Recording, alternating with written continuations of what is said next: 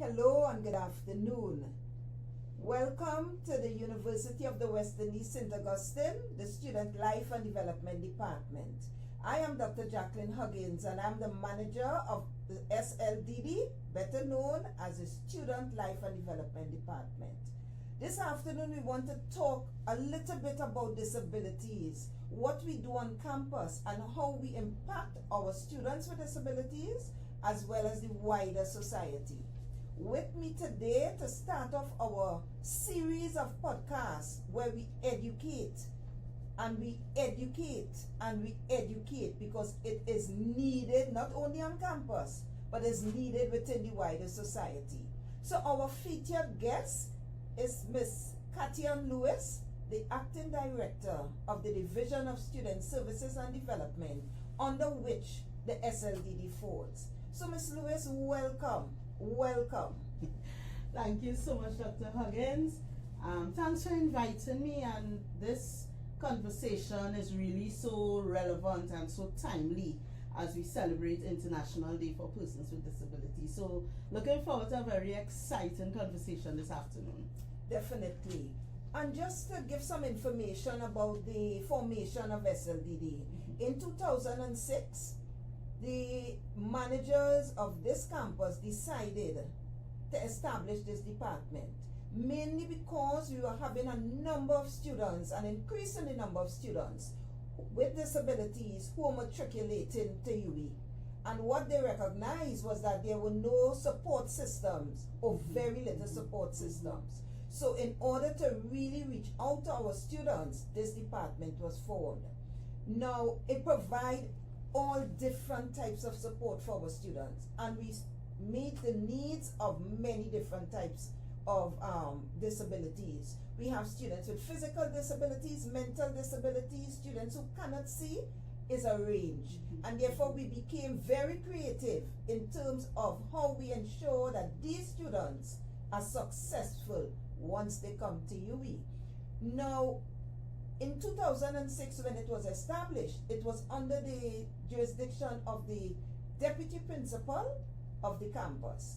And in 2015, when our division of student services was formed, we came over. You know, so one question I want to ask you, because you have been there for a while, you know, how does SLDD, how is it positioned under this division that has so many different departments, but we have a specialized area that is providing support for students with disabilities? Yes, for sure. Thanks so much for that. And I mean, in the past, as you said, in 2006, the department was known as the Academic Support and Disabilities Liaison Unit. And when we think about a liaison, we're thinking about someone that acts as a go-between. You arrange and assist interaction between parties. But with the evolution of higher education and with the increasing needs of our students, I think positioning it within the Division of Student Services and Development is very important. And so within the division, we are now able to work cohesively to support students in achieving both their personal and professional goals regardless of their situation. And we cultivate a positive and enriching and supporting student life experiences on the campus. So it is now easier for you when a student comes to you to refer a student for the support they need, whether it be financial, career advice, counseling, because your students are not exempt from the support that all students need. And so the department is now positioned as the place for high quality developmental and intrusive support. So what does that mean? We do not only provide support for the students that show up to us when we, for example, when we act as a liaison, but if we adopt that approach, many students might fall through the cracks. But what we now have where you offer the support is what is known as intrusive advising. And I know saying intrusive sounds very intrusive, but all it means is that we are just so much more intentional. If you think about your operations prior to 2015 and since 2015, you are more deliberate. You go out there, you make the contacts, You take that information when students come in, and so intrusive advising is more intentional, and there's the goal of developing a more caring and beneficial. And the thing with intrusive advising is we are looking to build relationships. So if you think about, I always observe you for graduation. It's a relationship. It's just as if it's your kids. You want to be there to see them cross the stage. And so intrusive advising allows that space for relationship building. And so this leads to increased academic motivation and persistence. Very well. Well said. Well said. Because this is really the mandate of this department. And when students come on campus with disabilities, people believe it's charity. People wonder why they're here, but just having the other additional support of careers, the additional support of finances, scholarships. It really, and like you said, when I go for graduation and I see these students that came in 3 years ago, it's almost like my son or daughter crossing that stage because they were given the opportunity.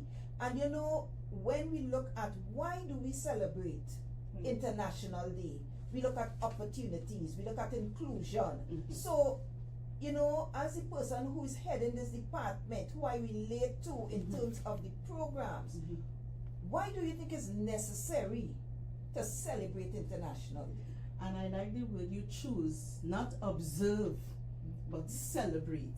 And we are celebrating our students and their accomplishments, just taking the opportunity to come into the university and seek higher education. Let's celebrate that.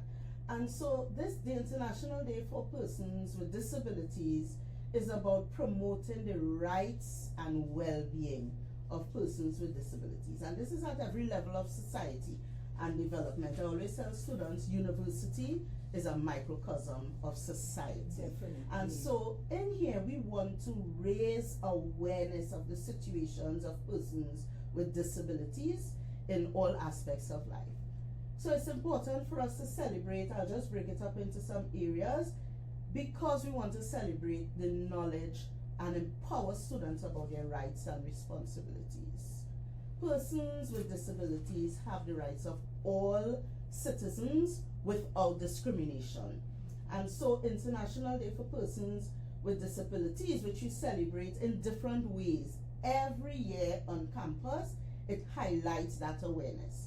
Awareness concerning attitudes and the behaviors that surround socio-economic development and the rights of these persons. And so it is our commitment within the division and on our campus that we ensure that our students have the right to education without discrimination, a right to freedom of mobility, freedom of expression and opinion, and the right of access to information and spaces.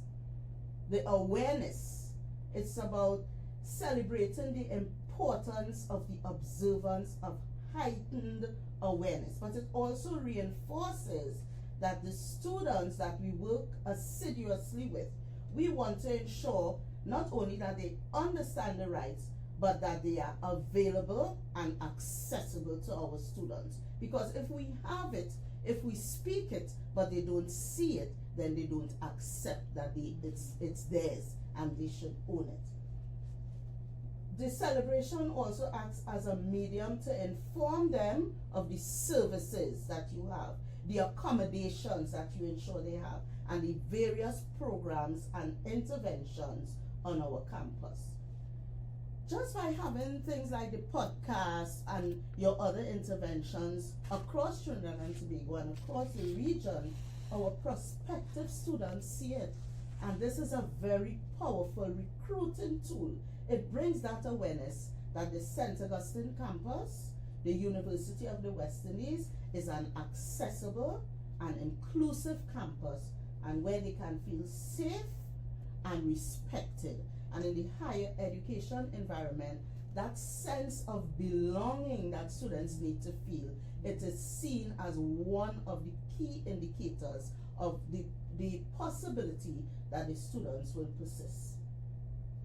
But further than just the students, our campus stakeholders, it reminds our stakeholders of our duty to uphold the Convention on the Rights of Persons with Disabilities, to promote, protect, and ensure the full enjoyment of all human rights and fundamental freedoms by all persons with disabilities. And what better place to do that than on a university campus? We have people from all walks of life, all religions, all races, all socio-economic backgrounds coexisting in this very special place. And so what we need to ensure is that we understand the power of our campuses when it comes to people with disability and promoting access and inclusivity. And you know, the reason why we celebrate our students, you know, for instance, this series, I have a student with a disability who is working with us. And in fact, most of what we do, we try to encourage our students to be a part of it. Excellent. Because when they leave here, I want them to be ready to go when they get into the workplace. You know, we have Zuri. Zuri just started UB. She came here to volunteer and I said, listen, I have an idea. What do you think? She's sitting here with us today. You understand? Excellent. Hi, Zuri. And therefore, we use them to teach the campus. Because you know, sometimes I go out there, I go to orientations and I speak. But when they see our students and our students speak, it is so powerful. I have seen from 2011 to now the changes on this campus with lecturers. Lecturers are actually sending students. Every week we get students. They have gotten the message. That's right. You know, they have really, really gotten the message. And the work of SLDD, you know, I think I have to talk a little bit about it, and I know you all have been observing what we do, because we provide services to all students, and we do not leave our students with disabilities behind. In fact, that's the mantra of the management of this campus. They are really on board. They understand. We have a disability policy. We have a disability support group. We have courses on disability. You understand? And we want to do our part, because the university plays a very important part on the lives of people in this university as well as the wider society. You know? So, in terms of what you see or what you think could be done in addition to what is being done to provide that needed support, because we have people who complain they don't have all the support. What do you think we can do? At least one thing you think we could do to make a difference, not only in the lives of students, but we have staff who have disabilities, and I know at times it may not be easy for them, but we have to come up with one thing that could make a difference. Because you do offer a number of services. I mean, I would think faculties, you know, faculties have a student staff liaison group. And I think that may be an ideal idea to have a student staff disabilities liaison group. And so within the faculties, you'll have these students with these staff members with disabilities, seen or unseen, or staff members with children, or just staff members that want to advocate for the rights and responsibilities of students with disabilities. And so if you have this staff student liaison group that collaborates with your department, then I think it can have that will be spreading around. If a staff observes something in classroom or a student comes up to them, sometimes they would have, they may send them, but the information will be at their fingertips because they are part of the liaison group. And so they will also act to educate other staff members. They will also act to educate lecturers and the professors that interact more than we actually do with the students in the classroom. So I think that would be one recommendation, that staff student disability liaison group that can empower, support, and strengthen our students if and when they need that support. That is very interesting. That is very interesting, and just might be something next year when we are celebrating. I will tell you what we have done thus far. I look forward to it. We are always looking forward to doing something, and you know, for me, research is very important. Yeah. And I have done a couple of research pieces based on the work that we do here. What do you think about research as it relates to educating, getting the type of information we need that will guide us to do what we have to do, not only on campus, but on in the wider society? I think it's very important for student support on the whole, student support services on the whole. But in this case, particularly for the work that you do, I think it's important to get our voice heard. I think it's important as well because there's a lot of research out there, but we want to provide contextual research. We want the international and global research environment to understand what we do, to understand the needs of our students, to understand the context within which our students operate. Because many of our students, they may take up jobs overseas, they may have scholarships, study abroad, and we want our research to inform not just students with disabilities, but it's now going to be students with disabilities in a Caribbean context. So they understand what our students are looking for, how our students, what types of support our students need, what type of additional accommodation they need, and also how to interact with our students. You know, it's different when we go out there, how we see that interaction. And it's not weighing it, but it's just understanding that the Caribbean has a context, and we want that context to be researched, and we want that context to be published. So I think research is very, very important to put our context out there, our Caribbean context. And you know, one of the great things we have done is this disability policy. Yes. Because people have to have that will to do what they need to do. And you know, I always stand up for my senior management in terms of how we came together. Yes. There was a representative from each one of our campuses, and we worked together to develop a one UB disability policy.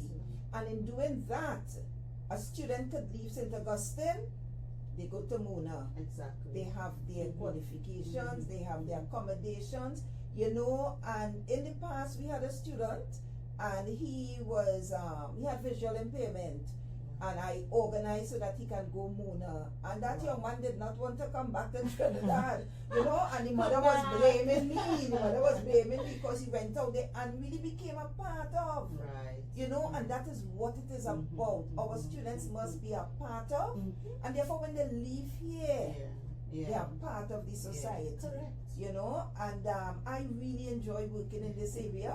I really, you know, Zoe doesn't know how much work she's going to get until she leaves here. You know, because she's like any other student on this campus. Yes. You know, and when you look at the work that we do and how we impact our students, and then we get our students to go out there. Yeah. If I'm having a program, I ask one of my students to be the MC. If I sometimes I'm invited to a function, I carry Daniel and I show them, I say, this is how you tete-a-tete, you know? Well, nobody could tete-a-tete like Daniel. And that is what it is about. When they come to you, they have to really enjoy every aspect, you know? And I really want to say thanks to the management of UE. They understand it.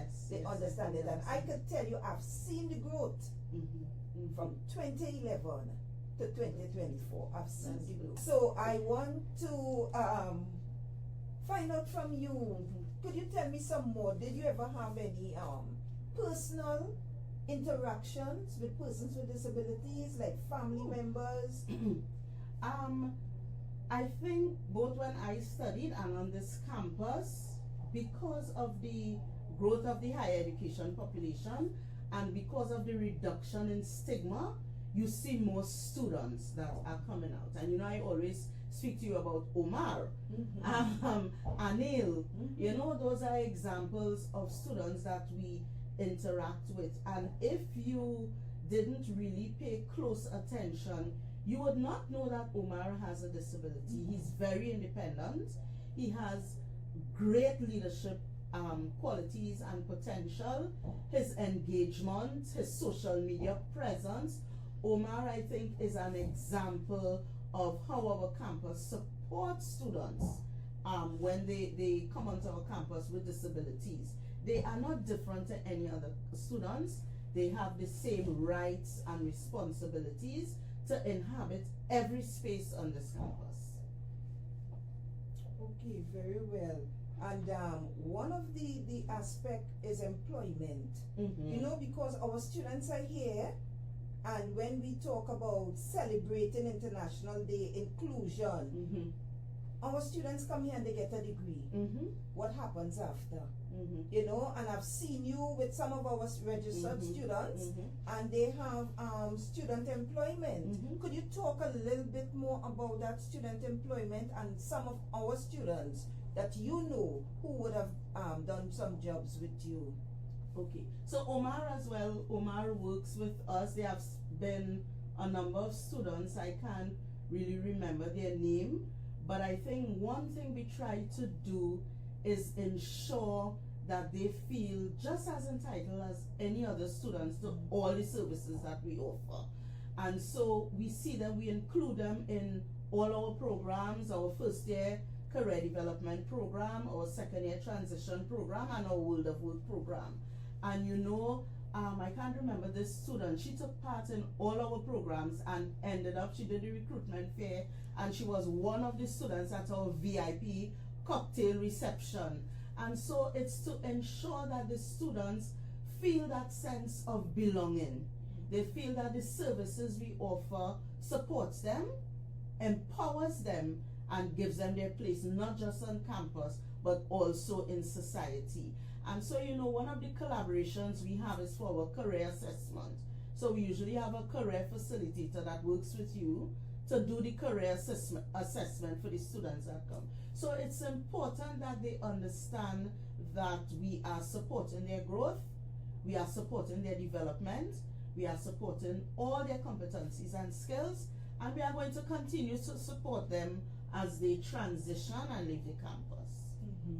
And as we look at the stakeholders on the campus, my job is always to go out there and educate lecturers. My job is to go out there and educate administrative officers. And my job is always to interact with the deputy principal, who has responsibility for students on the campus. I go out there, I ask, and we got a vehicle, an accessible vehicle. I go out and I ask, we got a driver, and that is how we do it. You know, but for me, we need to start putting money in that budget so that I don't have to go piece by piece. But we have, because students have needs. And in order sometimes to meet the needs of our students with disabilities, they require different types of equipment, devices, you know, and luckily for me, the library has reached out recently indicating that they're going to get some funding, and what do we need for our students. And that is what I want from our stakeholders. What do you think, what next in terms of how we engage our stakeholders on this campus, and what can they do to get this message out? I think, Dr. Huggins, you're doing an excellent job, and I think you should continue advocating, continue talking to our stakeholders, as I said before, bringing that awareness to our stakeholders on campus of the needs of our students, and you know, every year putting that forward, making that case when we do our budgets to have the funding. And so when funding is available, the people reach out. Like, funding is available in the library is going to reach out. Yeah, and so I think your voice is really important. Your advocacy is really important. And I think also you, your staff, everyone, just keep advocating, keep asking, keep knocking on those doors and providing the support that our students need. And as we get ready to close, I know you have experienced it, we have worked together, you have held on in my department. What might be a closing statement you would have to the listeners out there, because we are hoping this is going to go Trinidad wide, worldwide. You know, just a few words. What would you encourage people as we celebrate International Day for another year? I want to encourage people to help us reduce the stigma. Help us to reduce the stigma. I also want to encourage people to understand that when we speak about disabilities, it's not just the physical ones that we see. Yes. You know, so you may see someone as simple as, you know, parking in a disability space, and we ask ourselves like, why are you doing that? These are accommodations that are made. So I just want to encourage people to be more aware of the needs of people with disabilities, but also be aware that they have equal rights and responsibilities as citizens of Trinidad and Tobago, the region, and the diaspora. Yeah, definitely, definitely. And you know, for me, I always say, I go the hard way, because disability is so complex, it doesn't discriminate. Correct. Disability will affect anybody, and I can assure you, when I see parents come with their children, when a child has a disability, that family has a disability. They have to go to the hospital. They have to protect the child from somebody who is saying something really badly. So it affects us all. So, you know, I would ask people to educate yourself and be kind. You never know when it can hit you. You That's just so true. never know. So So, Miss Lewis, I had fun speaking with you. I had fun. And I know that the information that we have shared, I know it's going to touch people. It's going to touch. And one of the things I enjoy as I do this work is the connection with all departments. I went one day and asked a colleague, I have this idea. And this is made possible by two lovely ladies who left their desks to come because they have an understanding of what this is about. And if I could see this throughout this campus, I would be a happy worker. Very, very happy worker. It's coming. Yes. It's coming. I think it's coming. You know, so I just want to say to our listeners, we were happy to share Happy to share with you. And please look forward. We have 5 more podcasts on different topics that relate to disabilities. It is going to be a great celebration. Great. So thank you to our listening audience, and remember to tune into the other podcasts. Have a great day.